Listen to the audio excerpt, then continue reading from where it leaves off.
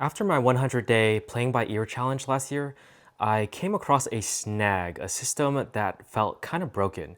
That's the solfage system. So instead, I tried my best to invent a new system. And this is the best I could come up with. Let me try to explain it. So let's actually look at the initial system I came up with. I did this today, and I just wanted to talk about it. So this right here, it's easier to understand if there's actually a piano for guidance and assistance. So let's place it here and also view the piano at the same time. So right here is the tonic. So relative pitch is all about basically knowing scales and knowing the major and minor scales, for instance. So let's just say this is C major. This note right here, which is C, will be the tonic note right here where the star is. And then we move up to the second note, and then the next note, and then so on. And that's going up back to where the star is, and then the system to also go down. So this is like a visualization of basically the major scale is what I'm trying to do. Not necessarily just the major scale, but just scales in general, because it also includes like the half steps. And I tried my best to do, well, let's look at the new version first. So the new version is this one right here. And I guess this is like an intermediate step. I can explain what happened here. So initially I chose circles for the major keys, or the major chords, I suppose. And I changed it to squares because I feel like squares are more stable of a shape.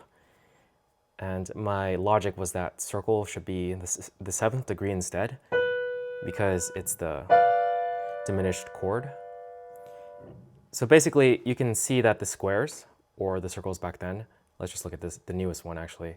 The squares, which is the first degree, fourth degree, and fifth degree, are all major keys.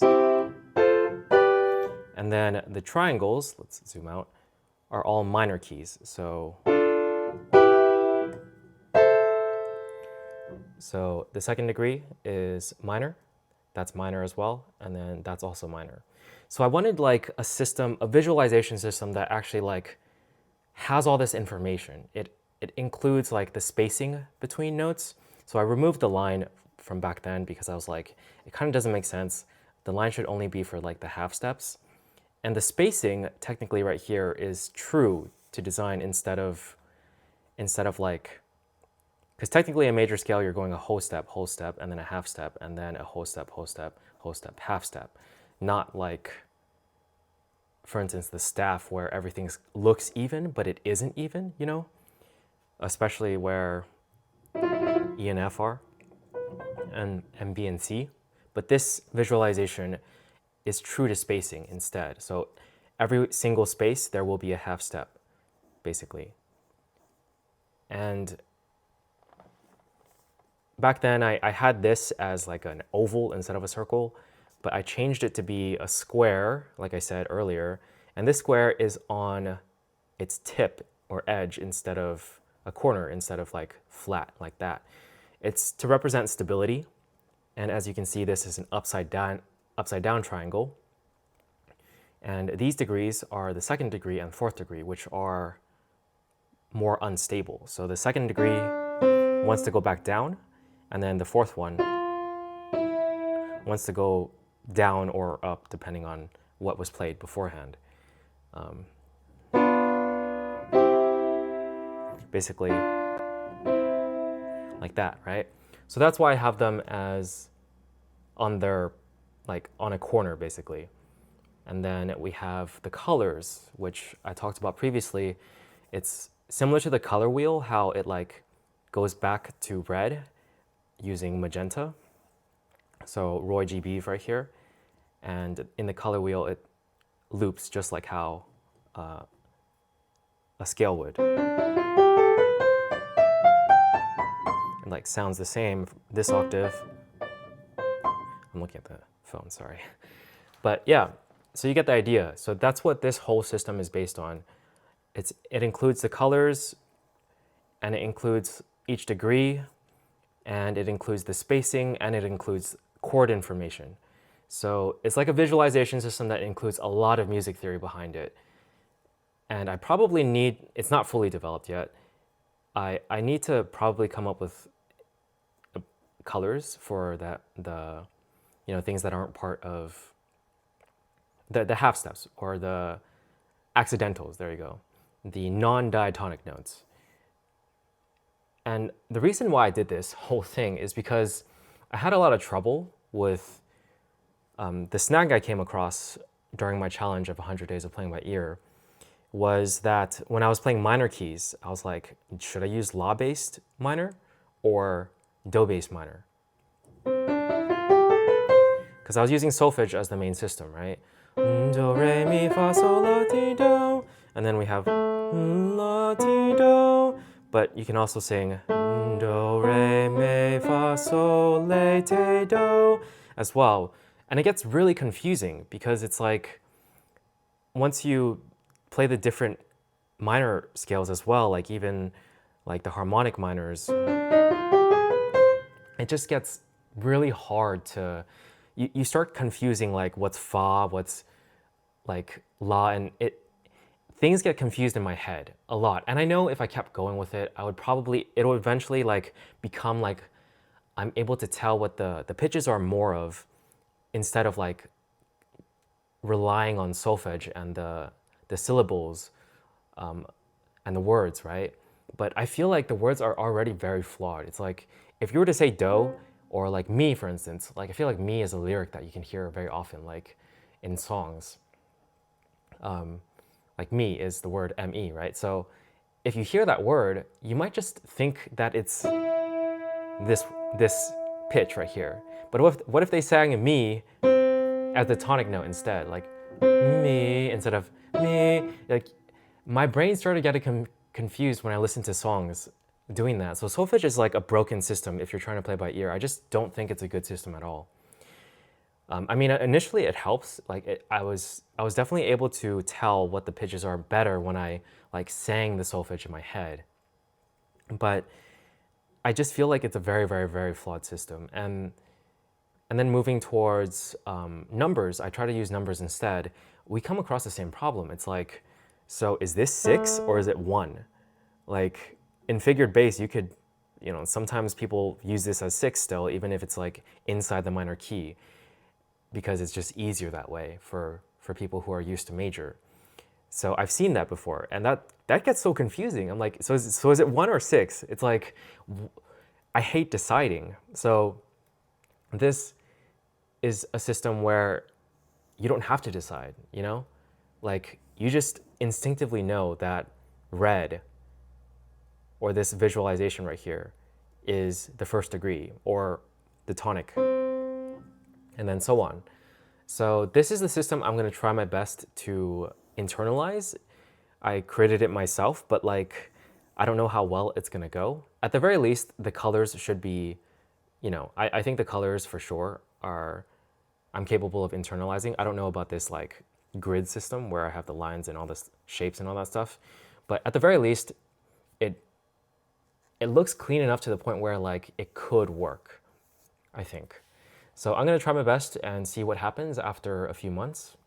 I haven't really been playing by ear as often these days, just because after hitting that snag, I just felt so flustered that I'm like, I need to figure out a good system and use that system instead of the flawed system.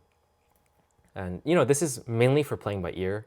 This is mainly to be able to have like to gain relative pitch. It doesn't really like the solfege system. Obviously, it's very useful for like singing or other things or just getting used to the scale in general at first. But once you get to the point where like you just want to hear like a song, for instance, and play it back, like you don't want to have to like sing the solfege every single time to know the notes, right?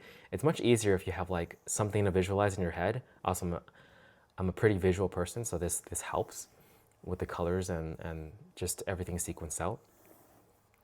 And I just feel like having this is better than having nothing. to begin with. Eventually, yes, you want to basically be like, okay, I can hear the tonic and I just know it as the tonic. I don't need to create any association with it. That's the same with like intervals, for instance. Like eventually you want to know that that's a second interval. And same with the third. Like you don't want to have to always be like, oh, that's like the Moana opening or the Bridal March or something like that. Like you don't want to have to do that every single time because it slows you down and it also confuses you as well with like what the tonic might be and whatnot if you're referencing a different song.